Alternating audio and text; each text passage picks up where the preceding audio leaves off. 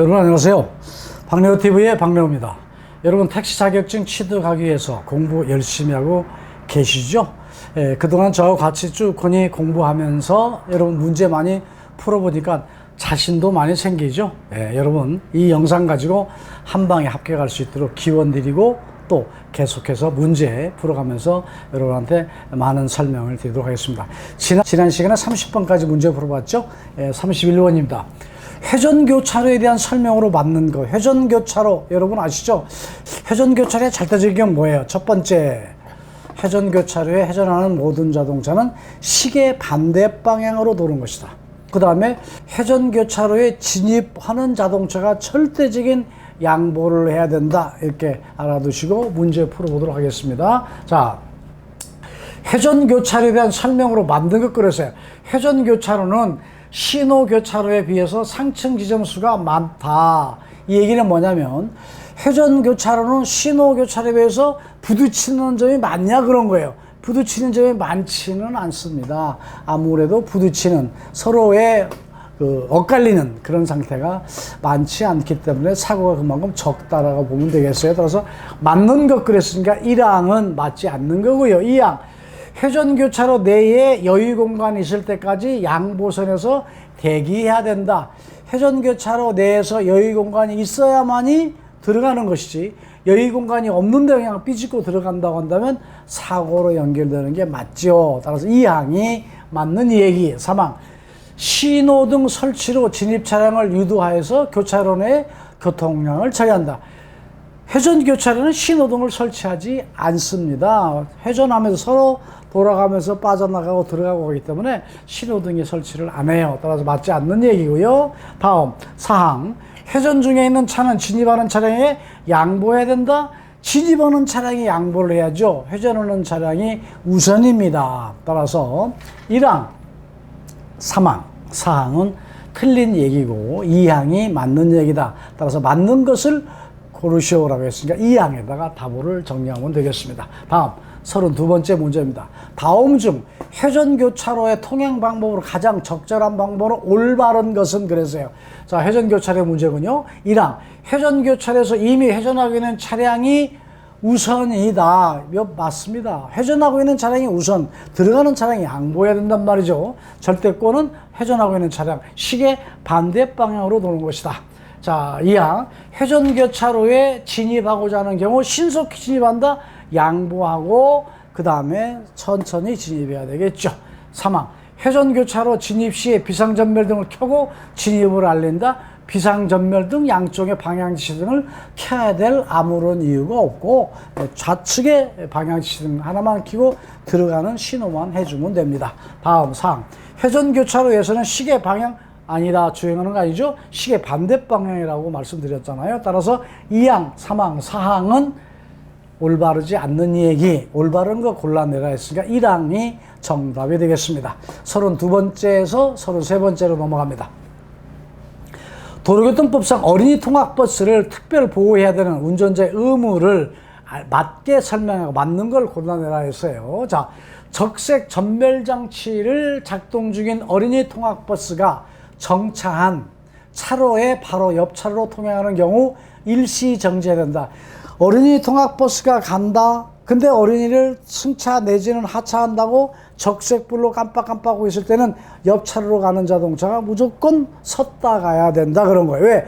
애들이 내려가지고 곧바로 그냥 버스 앞으로 튀어나올 수도 있기 때문에 일시정지한다. 안전을 위해서 그런 거죠. 맞는 얘기가 되는 거고요. 자, 2항, 중앙선이 없는 도로에 반대 방향에서 진행하는 어린이 통학버스가 있는 경우는 일시정지할 필요가 없다.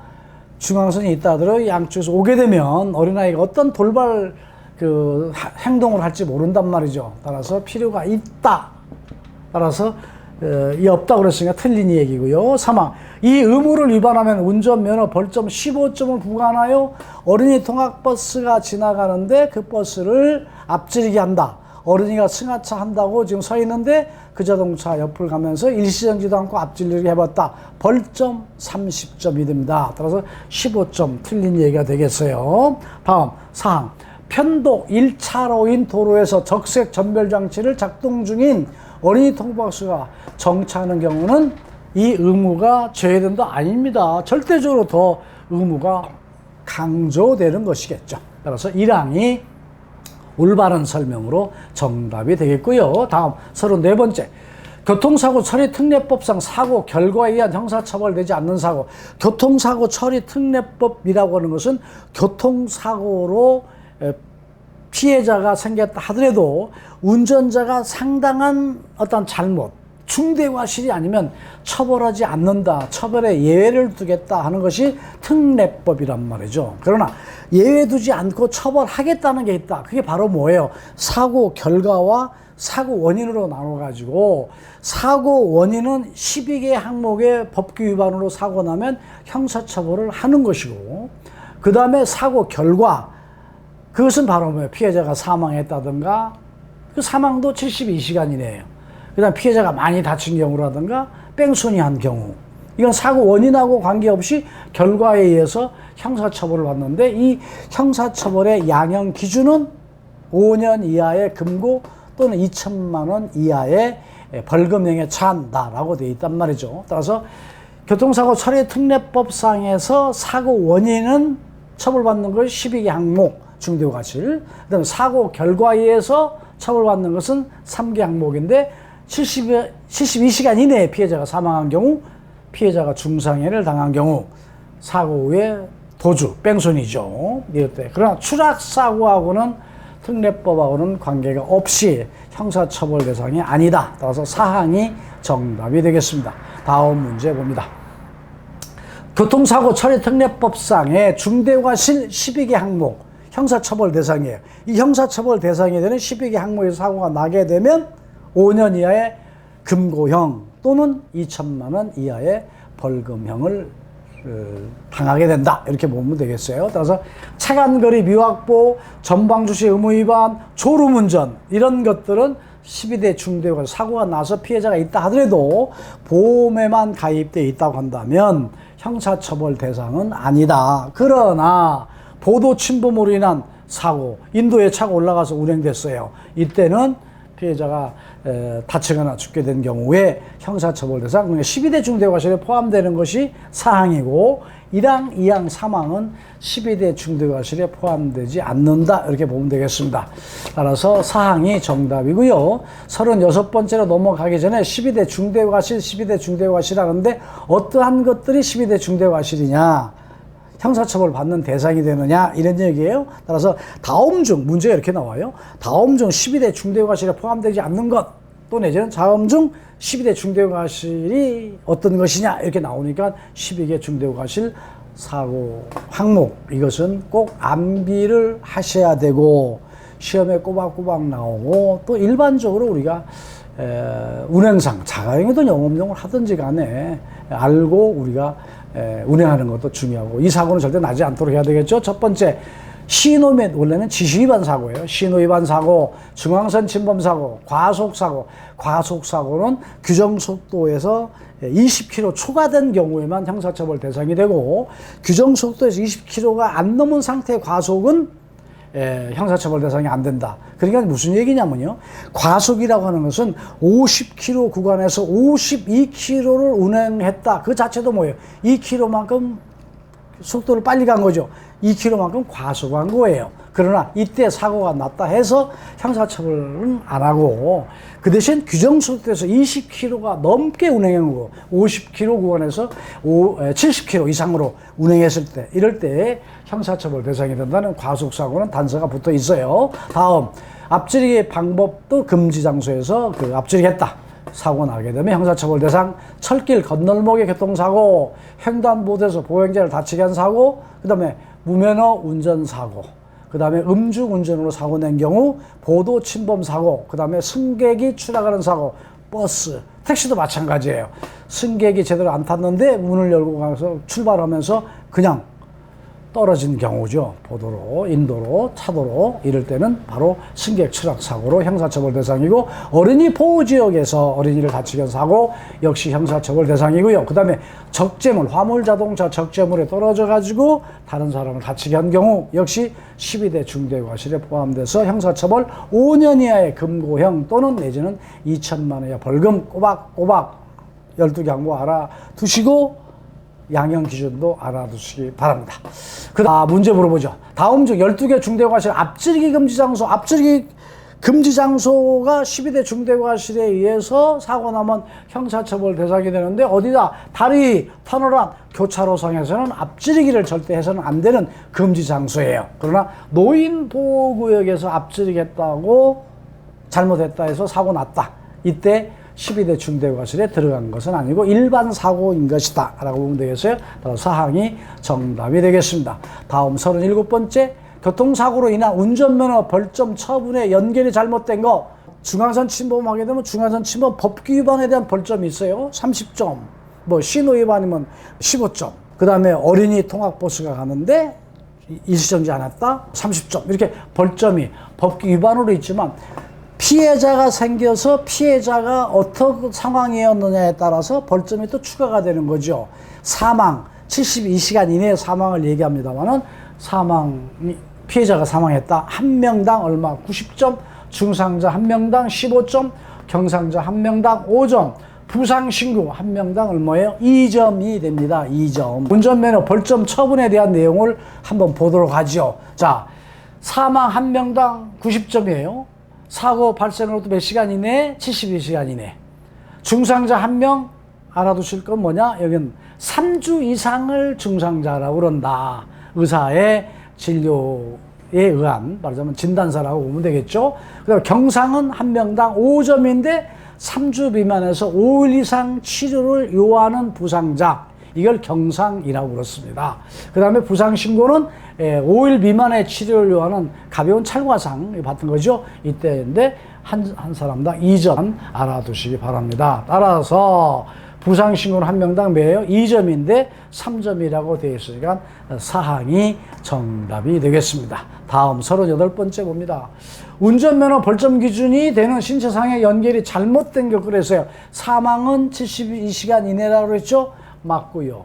중상은 3주 이상의 치료를 받았다고 했죠. 3주 이상. 경상은 3주 미만 5일 이상. 부상신고는 며칠? 5일 미만이에요. 5일 미만. 사항이 틀린 얘기다. 이렇게 알아두시면 되겠습니다. 39번째. 물적 피해를 야기시키고 사고 후 도주한 경우 부과되는 벌점은 얼마인가? 이건 무슨 얘기죠? 자, 운행 중에 도로에 서 있는 자동차, 사람은 안 타 있네요. 불법 주차든 정상적인 주차든 쓱 지나가다가 백밀라 살짝. 아파트 안에 주차장에서도 마찬가지예요. 차를 빼서 나오는데 그냥 부딪혔다. 그럼 그냥 가버렸어. 이건 뭐예요? 뺑소니잖아요. 이건 물적 피해 사고에 대한 뺑소니. 물적 피해를 입히고 그냥 갔다 뺑소니. 이때는 15점이라고 하는 벌점이 자기한테 오게 된다. 그러나 사람을 다치고 그냥 간 경우에는 5년 이하의 징역이나 2천만 원의 벌금이 교통사고 처리특례법에 의해서 처분을 받지만 물적 피해 사고만큼은 벌점 15점입니다. 90번째 문제 봅니다. 도로교통법상 교통사고의 위험으로부터 노인의 안전과 보호를 위하여 지정하는 구역은 어디냐? 어르신들이죠. 노인들이죠. 그 양로원이라든가 경로당이라 이런 데를 이제 시장이나 군수가 노인 보호 구역이라고 설정을 합니다. 노인 보호 구역은 2001년인가요?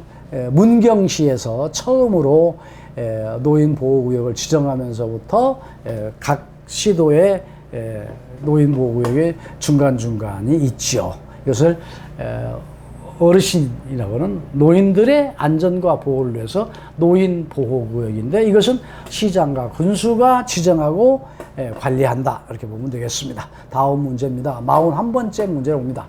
교통사고를 야기하는 운전자가 피해자를 사고 장소로부터 옮겨서 유기하고 도주하였는데 피해자가 사망한 경우에 처벌되는 양형 기준은 얼마냐 그랬어요. 이 얘기는 바로 뭐예요? 사고가 나게 되면 다쳤잖아요. 얼른 신고 내지는 조치해서 병원에 후송하고 거기에 따른 조치를 하게 되면 얼마나 좋겠어요. 그런데 나 큰일 났네? 내가 사고를 냈네? 내 신변에 대한 어떤 문제가 생기겠네? 자기만 생각하고 그 자리를 벗어난 뺑소니예요. 근데 그냥 도망간 것도 아니야. 숨겼어. 안 들키게 한다는 의미로 다친 사람을 숨겨가지고 그 사람이 병원을 못 감으로 인해서 사망하는 경우도 있잖아요. 이때는 뭐예요? 특정 범죄, 가중처벌에 관한 법률 등에 의해서 가중처벌되는데 사형, 무기, 최소한 5년 이상의 유기지정을 받게 되어 있다. 따라서 41번째는 사항, 사형이나 무기징역 또는 5년 이상의 유기징역에 처하게 되는 죄를 진 것이다. 42번째입니다. 택시 운전자가 중상자 3명의 교통사고를 낸 경우 받아야 될 교육은 무엇인가? 자, 택시 운전자가 중상자 3명을 냈어요. 벌점이 얼마가 돼요? 15점씩 45점이잖아요. 그러면 40점부터 운전면허가 정지돼요. 정지가 되었으니까 결과적으로 뭐예요? 교육을 받아야 된단 말이죠. 교육을. 그 교육을 우리가 특별교육이라고 그래요. 자, 교통안전교육은 어린이 교육, 노인 교육, 어르신 교육 이런 것들이 다 포함되어 있고, 특별교육은 교통안전 특별교육이라고 그래요. 면허증을 정지당했다라고 한다면 그 벌점을 받은 정지된 사람이 교육받아야 되는 자체가 이제 법규 준수교육이라는 것도 있고 배려교육도 있고 여러 교육이 있는데 그 자체를 뭐라 그런다? 교통소양교육이라고 그래요. 정신교육 이런 건 없다. 그러면 이와 같은 교육, 자, 여러분께서도 본의 아니게 어떤 그 면허증에 대한 정지를 당할 때가 있고 또 어느 경우는 큰 실수에서 면허증이 취소되는 경우도 있어요. 자, 이럴 때 어떤 교육들이 과연 있는가? 이것은 그 교육을 특별교통안전교육, 소양교육과 참여교육이라고 하는데요. 자, 특별교육부터 봅시다. 특별교육은 벌점 감경교육이 있고요. 법규 준수교육이라는 게 있고, 배려교육이 있고, 현장 참여교육과라는 게 있어요. 자, 벌점 감경 과정이라고 하는 건 4시간인데, 얼마를 깎아주느냐? 20점을 깎아줘요. 4시간 교육받으면 되는데 얼마? 수강료는 32,000원입니다. 좀 구체적으로 제가 설명드리는 거예요. 자, 이것이 꼭 시험 문제화 된다라고만 생각하지 마시고 아까와 같이 가볍게 그냥 소양교육이다라고 하는 것을 문제화 되는 게 있고, 뭐 수강료가 얼마입니까? 몇 시간 교육입니까? 여기까지는 뭐 그동안에 나왔던 문제는 아니지만 우리가 자격증을 취득을 한 후에라도 알고 계시면 도움 될 것 같아요. 자, 벌점 감경 과정이라고 하는 건 뭐냐면요. 내가 혹시 운전하다가 벌점 먹을 수도 있어. 그럼 바로 정지 들어가잖아. 40점 넘어버리면. 그래서 적금을 듭니다. 교육을 미리 받아놓는 거예요. 미리 4시간을 32,000원 주고 교육을 시간 있을 때 받아놓으면 40점 넘을 때 뭐가 된다고 그랬어요? 40일 정지, 60점이 돼버리면 60일 정지. 그때 20점을 까주는, 말하자면 감경해주는, 미리 적금 들어놓는, 미리 받아놓는 거예요. 벌점 없었을 때. 이것을 벌점 감경 과정 교육이라고 합니다. 그 다음에 법규 준수 교육이에요. 법규 준수 교육은 면허 정지당한 사람, 또 내지는 면허 취소당한 사람, 교육을 의무적으로 받아야죠. 그래서 면허가 정지됐다. 6시간 의무적으로 받아야 되는데 교육받으면 20일을 감해줘요. 20점. 점수하고 벌점 날짜, 벌점이라는 그 점수하고 그 다음에 정지되는 일수하고 같은 거예요. 40점이면 40일 정지, 60점이면 60일 정지. 자, 그래서 20점을 감해주는데 얼마? 6시간 받는데 48,000원. 그 다음 면허증 취소된 사람은 무조건 6시간 받아야 돼요.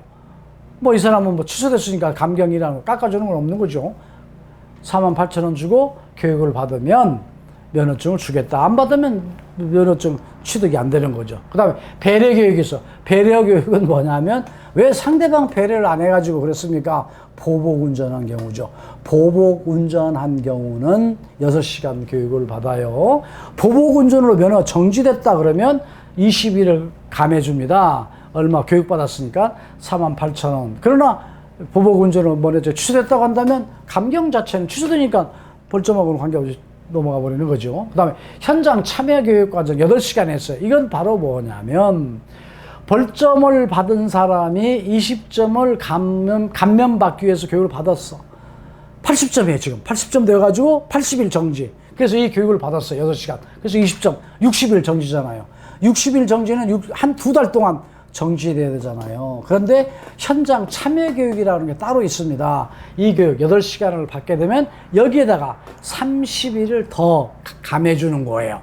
그러니까 80점 받은 사람이 면허 정지 과정에서 교육 48,500원 받았더니 20점을 감해주더라. 21을 감해줘. 80점인데 80일이잖아요. 60점이 됐어. 60일 정지예요. 그런데 현장 참여교육 30점이라는 31을 받게 되면 얼마예요? 30일도 감해주니까 30일만 정지되면 되겠죠. 이게 현장 참여교육. 그 다음에 음주운전자는 별도로 교육을 합니다. 음주운전자가 처음 운전했다, 음주했다, 걸렸다, 처벌됐다. 얼마?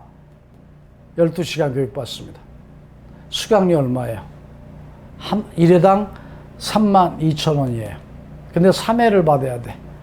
그러니까 32,000원 3번 내야 되고 결과적으로 12시간을 받아야 됩니다. 면허 정지, 음주운전인데 0.08 미만의 혈중 알코올 농도가 나오면 얼마죠? 100일 정지잖아요. 그때 이 교육 32,000원씩 3번을 받게 되면 20점, 80점으로 감해줍니다. 근데 5년 이내에 2번에 걸려서 2번씩이나 음주, 이때는 몇 번? 4번을 받아야 돼. 4시간씩. 결과적으로 얼마예요? 16시간. 32,000원씩 16시간을 받아야 돼요. 그러니까 1회에 4시간이에요. 1회에 4시간이니까 1회당 4시간을 4번 받으니까 32,000원씩 4번을 내면서 교육받아서 16시간 교육받는 거예요. 그런데 5년 안에 3번씩이나 음주운전으로 적발이 됐어요. 이 사람은 몇 시간? 48시간 받은 48시간. 1회당 4시간인데 몇 번? 12번 받아, 12번. 12번. 1회당 얼마예요? 32,000원. 12번. 돈도 많이 내야 되고. 이 교육 48시간이 쉽겠습니까? 왜 술 먹고 운전하느냐? 라고 물어볼 수 없겠어요. 자, 이와 같이 교통안전교육, 특별교육이 있다라고 알아두시면 되겠습니다. 다음, 43번째 문제 봅니다. 다음 중에 택시 운송사업의 구분이 자동차 형태와 맞지 않는 거, 자동차는 택시가 중형이 있고 소형, 경형이 있죠. 거의 없지만 우리나라에는. 그런데 나눠져 있어요. 법에서는. 중형 택시, 대형 택시, 모험 택시, 고급 택시로 자동차 관리법, 도로교통법이 아니고 자동차 관리법으로 딱 나눠져 있는데 여기에서 중형 택시 100이랑 1600cc 이상입니다. 그 다음에 대형 택시는 100이랑 2000cc 이상이에요. 3번 모험 택시. 모험 택시는 100이랑 2400cc 이상의 승용 자동차가 아니고요. 1900cc 이상의 승용 자동차가 됩니다. 그것이 이제 모험 택시거든요. 따라서 맞지 않는 거예요. 4. 고급 택시는 100이랑 2800cc 이상 승용 자동차를 고급 택시. 그러니까 자동차 관리법상에서는 택시의 그 형태에 따라서 경형, 소형이 있고요. 중형, 대형, 모범, 고급 택시. 근데 도로상에 운행되는 건 경형, 소형은 없어요.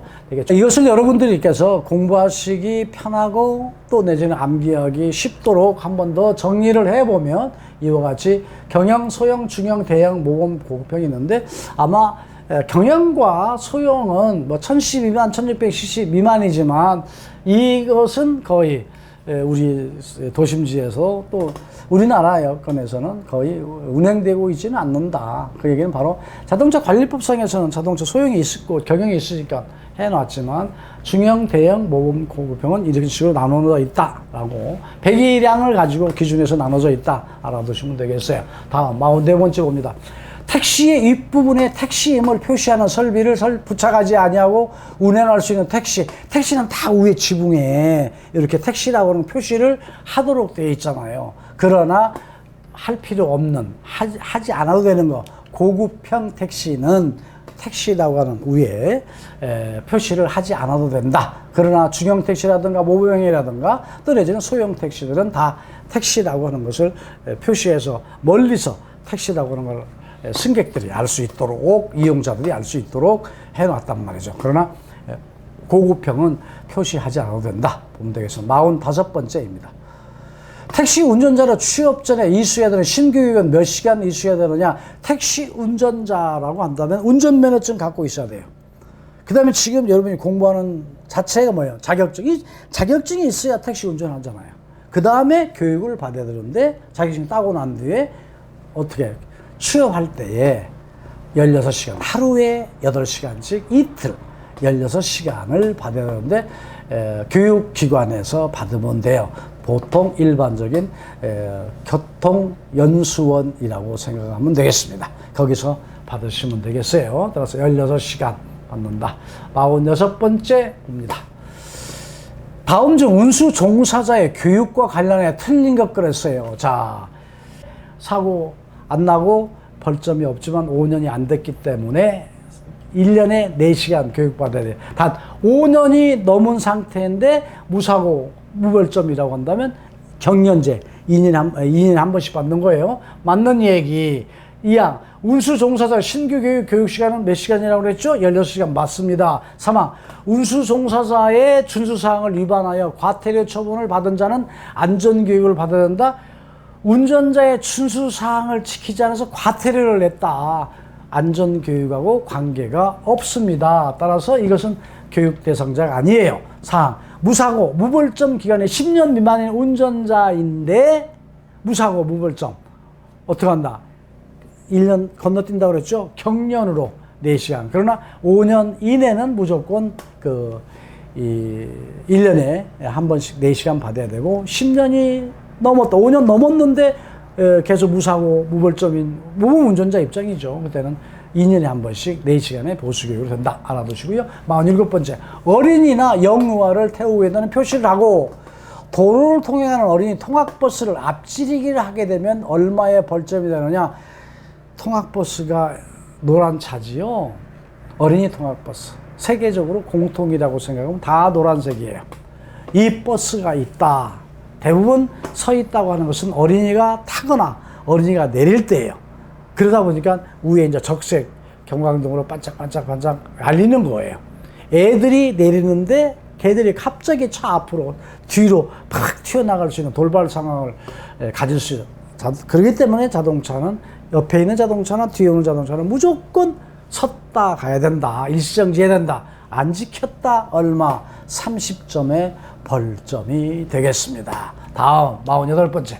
다음 중에 고속도로로 나들목에서 가장 안전한 운전방법. 나들목이라고는 인터체인지예요. IC라고 그러죠. 나들목. 이럴 때의 안전한 운전방법. 자, 1항. 나들목에서는 차량이 정체되는 건 사실이에요. 사고 예방을 위해서 뒷차가 접근하지 못하도록 급제동한다? 팍 쓴다? 안 된다. 말도 안 되는 거죠. 안전운전 방법이 아니에요. 2항. 나들목에서는 속도에 대한 감각이 둔해짐으로 일시 정지하는 출발한다? 나들목에서 속도에 대한 감각이 둔해지지도 않고 무조건 정지할 필요 없어요. 흐름에 따라서 가면 되죠. 3항. 진출하고자 하는 나들목을 지나친 경우에는 다음 나들목을 이용한다. 아주 중요한 얘기예요. 맞는 얘기입니다. 이 얘기는 뭐냐면 내가 쭉 흔히 가다가 예를 들어서 서울에서 지금 지방을 내려간다는데 기흥으로 지금 빠져나가야 된단 말이죠. 근데 가다 보니까 놓쳤어요. 그러면 어디에서 다음 나들목에서 나가야지 지났네 하고 어느 경우에는 차를 그냥 거기다가 몇몇 안 나왔으니까 지났으니까 후진하는 경우도 있어요. 그래서 사고 나는 경우가 얼마 전에 경인고속도로에서 나들목 인터체인지를 지나가지고 다음 건널목을 인터체인지 나가야 되는데 안 나가고 조금만 후진하면 들어갈 수 있을 것 같으니까 그러다가 그냥 큰 사고가 났죠. 그래서는 안 되겠죠. 따라서 사망이 여기서는 안전한 운전법만. 나들목 지났다. 그럴 수 있잖아요. 실수할 수 있고 잠깐 깜빡하다 보니까. 그럴 때는 다음 나들목을 이용해도 맞는 얘기. 급가속에서 나들목을 진출한다. 서행 안전하게 가야 되겠죠. 따라서 사망이 맞는 얘기다. 다음 49번째입니다. 택시 운전 업무 종사 자격의 처분 기준으로 맞지 않는 것. 맞지 않는 것은요, 정당한 사유 없이 여객의 승차를 거부했다. 3차 때 취소입니다. 3차 때. 2차 때 자격 취소가 아닌데 1항이 틀리고 2항, 3항, 4항은 다 맞는 거예요. 자, 그러면 요것을 한번 정리해서 제가 설명드릴 테니까 그렇게 정리하도록 합니다. 이것이 바로 뭐냐면 택시 운송사업 발전에 관한 법률이라고 하는데, 택시 운전 자격 처분 기준이라고 그래요. 법 제16조에 나와 있는 사항입니다. 여기에 승차를 거부하거나 여기를 중대에서 내리게 하는 행위 안 되죠. 부당한 운용을 받으면 안 되지요. 여객을 합성하도록 하면 안 되죠. 영수증 발급을 또 해야 되고, 요금 받으면, 그 다음에 신용카드 받아야 돼. 안 받았다라고 한다면 여러분 공부하신 방법, 1차, 2차, 3차 때 전부 처분이 달라요. 이때 1차 때는 어떻게 되고, 이때 2차 때는 또, 이때는 3차 이러는 건데, 무조건 1차 때는 다 경고예요. 승차 거부를 했든 합승을 했든 부당요금 받았든 또는 이 신용카드를 안 받았든 무조건 1차 때는 경고입니다. 2차, 3차만 외워두면 돼요.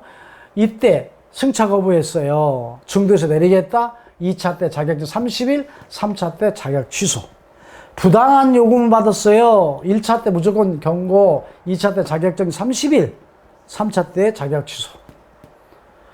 1항과 2항은 똑같습니다. 3항.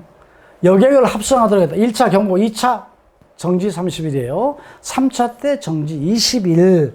영수증 발급 안 했어요? 또 내지는 신용카드 안 받았다? 똑같습니다. 1차 경고, 2차 자격증 10일, 3차 때 자격증 20일. 그러니까 1차 때는, 그러니까 결과적으로 운전자가 부당한 행위예요. 운전자가 제대로 지키지 않는 부당한 행위. 그게 바로 뭐다? 승차 거부라든가 부당요금 받는다든가 합승한다든가 또 내지는 영수증을 발급 안 했다. 그럴 때 다 1차 때는 경고고, 1항과 2항이라고 하는 승차 거부와 부당요금만 2차 때 30일 자격정지, 3차 때 자격 취소.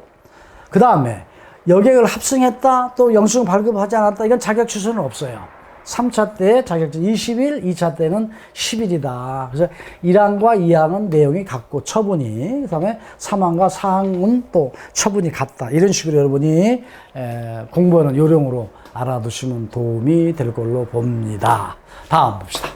다음은 택시 운송사업 발전에 관한 법률에 1차 때는 다 경고라고 그랬잖아요. 2차 위반에 따른 처분 기준이 연결이 잘못된 걸 그랬어요. 2차 때에 합성하게 되면 자격증 10일 맞지요. 부당한 운임요금 2차 때는 뭐 자격증 30일 맞죠. 3차 때 취소되니까요. 정당한 사유 없이 여기에 승차를 거부했고 여기를 중도에서 내리게 한 경우 1차 때 경고, 2차 때 자격증이 30일, 3차 때 취소예요. 조금 전에 설명 다 드렸죠. 자, 여객의 사항. 여객의 승객의 요구에도 불구하고 영수증을 발급하지 않았다. 1차 때 경고, 2차 때에 자격정지 10일. 그죠? 자격증 10일. 그런데 여기서 뭐예요? 지금 뭐예요? 20일로 되어 있다 보니까, 잘못 연결된 건 사항이 잘못 연결됐습니다. 다음, 쉬운 한 번째 문제 보도록 합니다. 사업교육이 아닌 행정교육에서 택시 영업을 해서 1차로 적발된 경우 과징금 처분 기준은 얼마냐 그랬어요. 이 얘기는 무슨 얘기냐면요. 자, 택시라고 하는 건 사업교육이 정해져요. 서울 택시는 서울 안에서만 운행해야 되고, 경기도 택시는 또 경기도 시도에서만, 그 안에서만 운행해야 되잖아요. 그런데 그 운행이라는 것도 뭐 승객에 따라서 가고자 하는, 뭐 서울 자동차가 부산까지 갑시다. 또 내지는 뭐 인천에서 뭐 광주 갑시다 하면 또 갈 수는 있어요. 그러나 그 시외로 넘어가서 승객을 모시고 가는 건 좋아요. 그런데 시외에 가서 이왕 내려왔으니까 여기서 영업 좀 하고 돌아다니다가 하다 안 된다는 거죠. 예를 들어서 볼까요? 서울에서 인천을 갔어. 인천 어디에? 월미도라는 데를 갔어요. 그래서 월미도까지 가게 되면 요금이 이렇게 해서 추가해서 얼마가 되겠습니다 해서 갔어요. 그래서 월미도에서 딱 승객을 내려주고 곧바로 뭐예요? 서울로 올라와야 됩니다. 빠른 길로. 그런데 월미도에서 서울 올라가려고 마음을 먹고 있는데 누가 승객이 오더니 소래를 좀 가죠. 소래. 그러면 서울 가는 길일 수도 있어요. 뭐라면 월미도에서 오다 보면 인천을 뭐 논현동을 통해서 소래를 통해서 온다. 간 건 안 돼요. 인천에서 서울 갑시다 라고 하는 분은 태우고 가도 됩니다. 그러나 인천 어디 중간에 내린다든가 또 다른 쪽 방향으로 간다든가 이것은 사업구역을 벗어난 영업행위다. 얼마? 과징금 40만 원이 됩니다. 알아두시기 바랍니다. 쉬운 두 번째 문제 봅니다. 택시 운송 사업자가 차내에 택시 운전 자격증을 게시하지 않은 경우, 택시 자격증 자동차 안에 꼭 게시해야 됩니다. 만약에 하지 않은 경우 얼마? 10만 원이라고 하는 과징금을 내야 된다. 게시 꼭 하시기 바랍니다. 다음 쉬운 세 번째입니다. 택시 운송 사업의 구역 내용 중 택시의 불법 영업에 해당되는 어느 경우가 불법 해당이냐 이거죠. 불법 행위냐. 1항 해당 사업구역에서 승객을 태우고 사업구역 밖으로 운행하는 영업행위. 이건 뭐예요? 조금 전에 설명드렸던 대로 서울에서 운행하는 택시인데 속초 가자 갈 수 있고요. 또 뭐 수원 가자 갈 수 있잖아요. 아무 관계 없어요. 불법 아닙니다. 2항 지역 주민의 편의를 위해서 별도로 정해진 사업구역 내에서의 영업행위. 뭐 지역주의 편의를 위해서 어떻게 정해져 있을 수 있어요. 서울 같으면 과천까지는 서울까지 본다 이렇게 되어 있잖아요. 아무 관계 없습니다. 다음 3항 해당 사업구역에서 승객을 태우고 사업구역 밖으로 운행을 했어요. 거기까지는 아무 이상 없어. 그러면서 그 안에서 그 시도에서 구역을 벗어나서 일시적인 뭐 마냥은 하진 않겠죠. 단 한 번이라도 영업하면 돼야 안 돼요? 안 되는 거죠. 이것이 바로 뭐예요? 사망이 불법행위다. 거기서는 영업해서는 안 된다는 거죠. 바로 서울 방향으로 와야 되고 서울 오는 말하자면 원 사업구역으로 되돌아오는 곳에 승객이 목적지가 갔다 한다면 올 수는 있어요. 태우고. 그러나 중간에 내려드릴 수 있는 여건이라든가 또 그 안에서 움직이는 건 안 된다. 4항 사업구역 밖으로의 운행 후에 귀로 중에 하는 일시적인 영업, 귀로 되돌아오면서 서울까지 또 부산까지 인천까지 그 본인이 영업하고 있는 구역으로 오는 그 귀로 영업은 관계가 없어요. 그러나 그 안에서 다른 시도에 가서 잠깐이라도 영업하면 안 된다. 알아두시기 바랍니다. 쉬운 네 번째 문제 보겠습니다.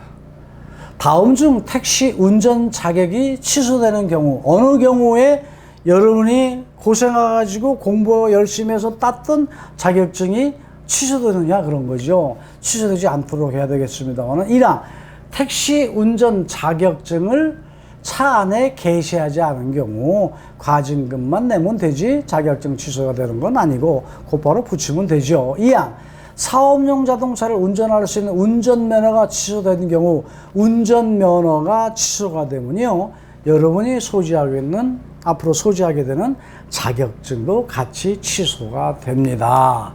2항이 정답이고요. 3항 중대한 교통사고로 사망자 1명이 발생한 경우 사망자 1명이 발생한 경우는 벌점 90점이 되기 때문에 면허증 취소하고는 거리가 좀 멀죠. 그러나 중앙선 진범 신호위반 이런 벌점을 갖고 있었다고 한다면 이 90점하고 플러스가 되어서 합해져 가지고 121점이 넘게 되면 면허증이 취소가 돼요. 그러나 그런 조건이 없으니까 한 명이 사망한 경우는 면허증 취소하고는 거리가 멀다. 다음 4항 요금 미터기에 의하지 않고 부당한 요금을 승객에게 요구하는 경우 요금을 부당하게 받았네요. 뭐 1차, 2차, 1차는 경우 3차는 취소가 되잖아요. 그런데 뭐 3차라는 개념이 없기 때문에 여기에서는 따라서 꼭 4항에다 탭을 체크할 필요는 없고 2항이 정답. 쉬운 5번째 문제 보도록 합니다.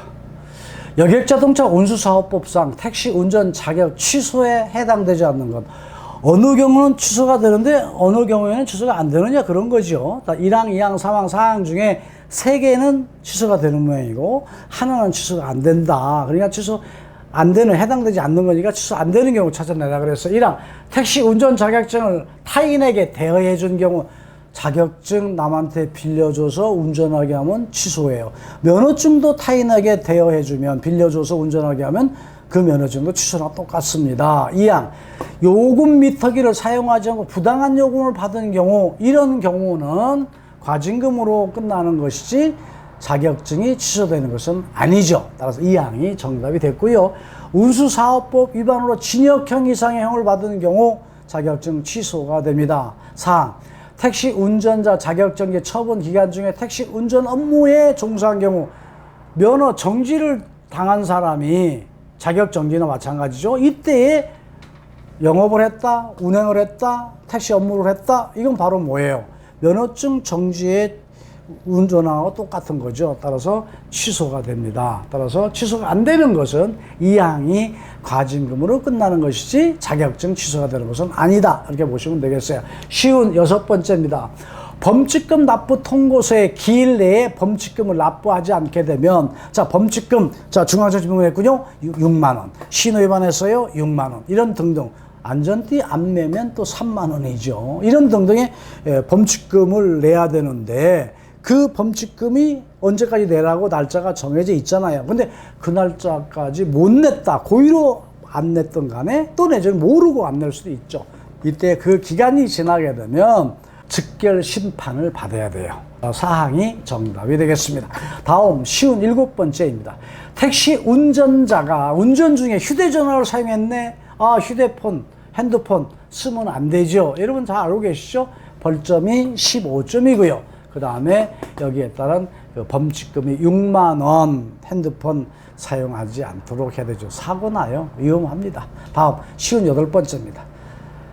여객자동차 운수사업법상 차고지가 아닌 곳에 택시를 밤샘 주차해서 1차로 적발된 때의 과징금 액수는 얼마냐 그랬어요. 이 얘기는 바로 뭐냐면요. 영업용 자동차이면서 밤에 차를 아무데나 세운다고 하는 문제가 생기면 안 되겠죠. 도로소통에 대한 문제와 여러 가지 도심지의 문제가 있으니까 영업용 자동차만큼은 화물자동차 같으면 1.5톤 미만이에요. 또 영업용 택시도 마찬가지. 밤에 나는 집에 차고지가 있어 집에 놓습니다 하든가, 차고지가 적당하지 않으면 나는 여기에 그 주차장하고 6개월, 1년 동안 거래되어 있습니다. 그 계약서를 제출해야 돼요. 그래야 자동차가 등록이라고 하는 개념에서 밤샘 주차를 인정을 하는데, 그것을 하지 않았다. 아무데나 주차한다는 개념에서 라고 한다고 한다면 얼마냐? 10만 원이라고 하는 과징금을 내야 됩니다. 이 밤샘 주차의 개념은요, 밤 12시부터 새벽 4시까지예요. 그리고 1시간 이상 차를 세우는 경우, 이런 것을 밤샘 주차라고 얘기합니다. 쉬운 9번째 문제 봅니다. 개인 택시 운송사업자가 불법으로 타인으로 하여금 대리운전을 하게 한 경우 자격정지 처분 기준은 얼마냐? 그런 거예요. 자, 무슨 얘기냐? 개인 택시는 개인한테 사업할 수 있도록 권한을 주었고 그 사람만이 운전할 수 있도록 돼 있어요. 왜? 그 조건에 맞는 사람한테 면허를 주었기 때문에 아무한테나 차를 맡겨서는 안 되고, 나 몸이 아프니까 내 대신 네가 나가서 영업해서 돈 좀 벌어와, 이건 말이 안 되는 거죠. 따라서 대리운전을 절대 시켜서는 안 된다라고 되어 있습니다. 자격정지 얼마? 30일이에요. 60번 문제 풀어보도록 하겠습니다. 다음 중 택시 운전 자격이 정지되는 경우인 것은, 그래서 어느 때에 여러분이 힘들게 따시게 된 자격증이 정지되느냐 그런 거죠. 1항 부정한 방법으로 택시 운전 자격증을 취득한 경우, 취득하긴 했는데 부정한 방법이 발각이 됐군요. 면허 자격증 여러분 취소가 바로 됩니다. 2항 도로교통법 위반으로 운전면허가 취소된 경우, 운전면허가 취소가 되면 자격증 같이 취소가 돼요.